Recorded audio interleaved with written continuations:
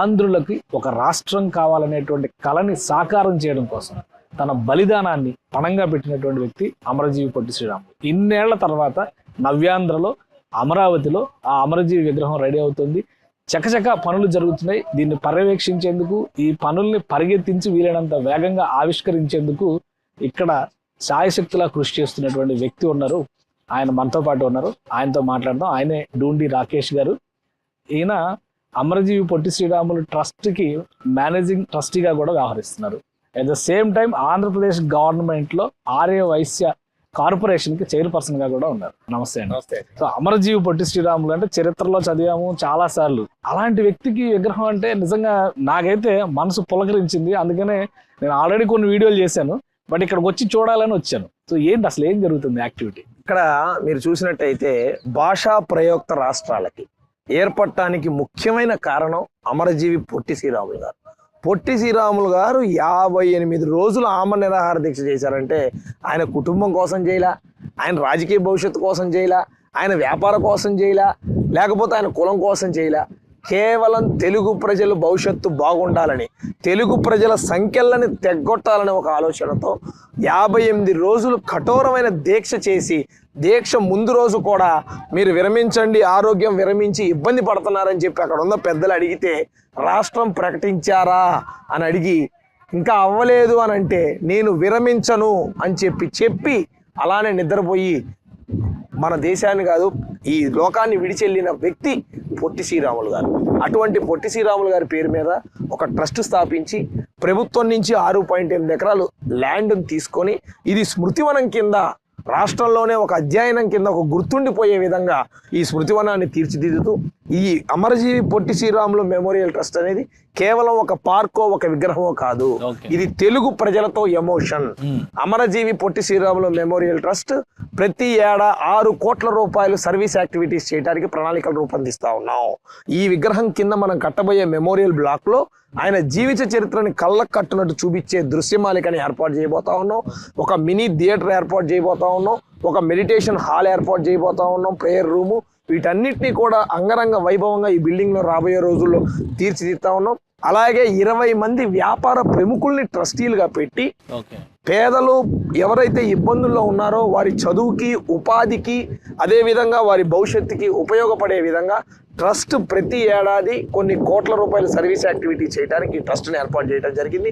మార్చి 16. చాలా మందికి ఒక డౌట్ ఏంటంటే అసలు ఇది ప్రభుత్వ పక్షాన జరుగుతున్న కార్యక్రమమా, ఒక ట్రస్ట్ పక్షాన జరుగుతున్న కార్యక్రమమా? ఏంటి క్లారిటీ ఏమైనా ఇస్తారా? ఇది ఏంటంటే అండి, ల్యాండ్ ప్రభుత్వం ఇచ్చింది. ఈ ల్యాండ్ అనేది పూర్తిగా 6.8 ఎకరాలు అమరావతి నడిబొడ్డున ప్రభుత్వం ఇచ్చింది. ఈ కన్స్ట్రక్షన్ అనేది పొట్టి శ్రీరాములు మెమోరియల్ ట్రస్ట్ ప్రజల భాగస్వామ్యంతో చేస్తా ఉన్నాం. సో ప్రభుత్వంతో కట్టించాలంటే అది వేరే విషయం, కానీ ప్రభుత్వం కాదు, ట్రస్ట్ ముందుకు రావాలి. పీపీపీ మోడ్ లో మొట్టమొదట ఇనాగ్రేషన్ అయ్యే ప్రాజెక్ట్ ఇది.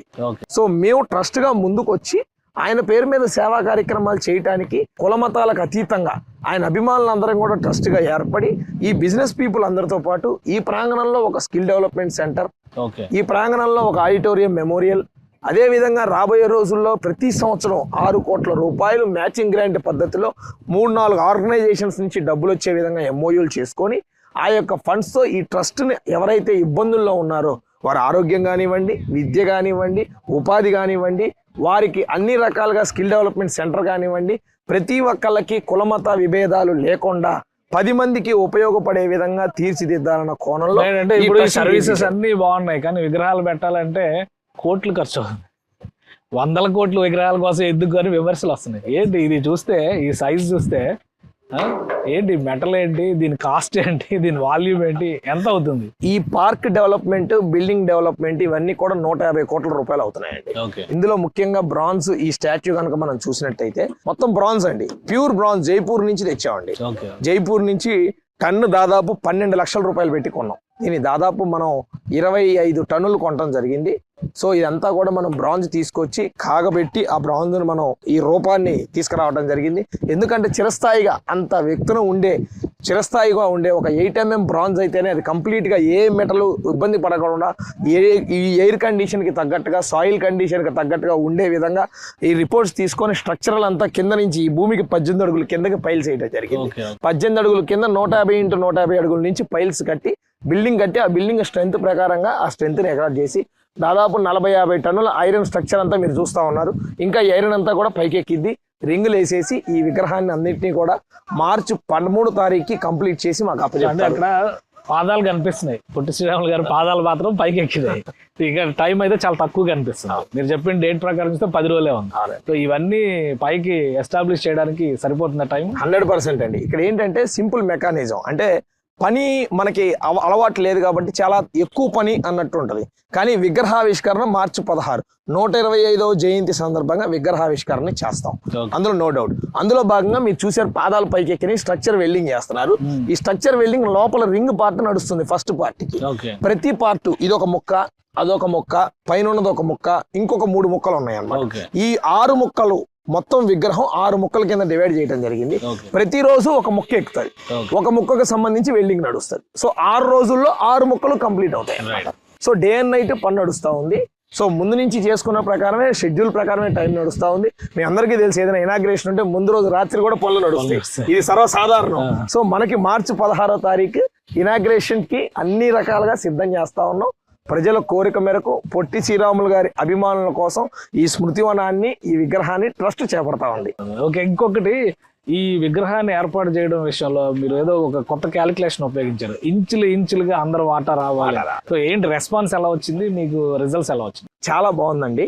మాక్సిమం అన్ని రకాల కూడా అంగుళాలకి పబ్లిక్ నుంచి హ్యూజ్ రెస్పాన్స్ వచ్చింది. దాన్ని ఏం చేసామంటే అండి, ఎందుకు అంగుళం అని అంటే మనం రెఫరెన్స్ తీసుకోవాలి. స్టాచ్యూ ఆఫ్ యూనిటీని తయారు చేశారు సర్దార్ వల్లభాయ్ పటేల్ గారు. అంటే ఒక దేశాన్ని, రాజ్యాల్ని సమైక్యత చేసిన వ్యక్తి. అటువంటి సమైక్యత చేసిన వ్యక్తి విగ్రహం చేయాలంటే ఆంధ్రప్రదేశ్ రాష్ట్ర ప్రభుత్వం కావచ్చు, దేశ ప్రభుత్వం కావచ్చు, ఓ 10 నిమిషాల పని ఎవరో ఒకరికి చెప్తే ఆ విగ్రహాన్ని స్పాన్సర్ చేసి చేయొచ్చు. కానీ ప్రజలు భాగస్వామ్యం అవ్వాలని ఇంటికి ఎంతో కొంత ఇనుము ఇవ్వండి అని ఒక డ్రైవ్ చేశారు. అంటే ఆ ఇనుము ఇవ్వకపోతే పని అవ్వదని కాదు, ఒక అట్మాస్ఫియర్ క్రియేట్ అవ్వాలి, ఒక ఎమోషన్ బాండింగ్ క్రియేట్ అవ్వాలి అనే ఒక ఆలోచనతో. అలాగే అమరావతి ప్రారంభించినట్టు చంద్రబాబు నాయుడు గారు ఇంటికి ఒక ఇటుక ఇవ్వండి అని పిలిపించారు. సో అలా మీరు మొన్న అయోధ్య రామ మందిరం చూసుకున్నట్టయితే ప్రతి ఇంటి నుంచి డొనేషన్ ఇవ్వండి అని అడిగారు. సో అటువంటి ఎమోషన్ ని క్రియేట్ చేయడానికి, అటాచ్మెంట్ ని క్రియేట్ చేయడానికి మనం విగ్రహానికి అంగుళానికి ఒక యూనిట్ పగా తీసుకొని ఒక అంగుళానికి మనం 5,116 తీసుకోవడం జరిగింది. ఇక్కడ ఎక్కడా కూడా ₹1,00,00,000 ఇచ్చిన వాళ్ళు ఉన్నారు, 5,116 ఇచ్చిన వాళ్ళు ఉన్నారు. కానీ ఎక్కడా కూడా ఆన్లైన్ పేమెంట్లే తప్ప క్యాష్ ఎక్కడా తీసుకోవట్లేదు. సో మీరు ఆన్లైన్ కనుక మీరు చూసినట్టయితే వెబ్సైట్లోకి వెళ్ళి డొనేట్ బటన్ నొక్కితే మీ వివరాలు ఇంక్లూడింగ్ పాన్ కార్డు అడుగుతుంది, లేదా ఆధార్ కార్డు అడుగుతుంది. మీరు ఇచ్చిన వివరాలు పేమెంట్ గేట్వే ద్వారా పేమెంట్ కొట్టినట్టయితే అది ఆటోమేటిక్గా ఈ జనరేటెడ్ వాట్సాప్ రసీదు కూడా మీ నెంబర్తో మీ వాట్సాప్ నెంబర్కి వచ్చేస్తా అనమాట. So total full transparence. ఎవరు డొనేషన్ ఇచ్చారో కూడా వెబ్సైట్లో వాళ్ళ పేర్లు కనబడతాయి. ఖర్చు ఏంటి అనేది ప్రతి 3 నెలలకి ఆడిటింగ్ రిపోర్ట్ ఉంటుంది అనమాట. సో ప్రతిదీ కూడా ఎందుకనంటే 10 మంది నమ్మకాన్ని కూడగొట్టుకునే ట్రస్ట్ ఇది, 10 మందికి ఉపయోగపడటానికి చేసే ట్రస్ట్ ఇది. దీనిలో పారదర్శకత ఉంటేనే బాగుంటది అనేది ఉద్దేశం. దానికోసం మేము అందరం కలిసి పనిచేస్తున్నామని తెలియజేస్తాం. మీ డెడ్ లైన్స్ రీచ్ అవుతారని కాన్ఫిడెన్స్ మీకైతే 100% రీచ్ అవుతాం. థ్యాంక్ యూ రాకేష్ గారు అందించినందుకు సమాచారం.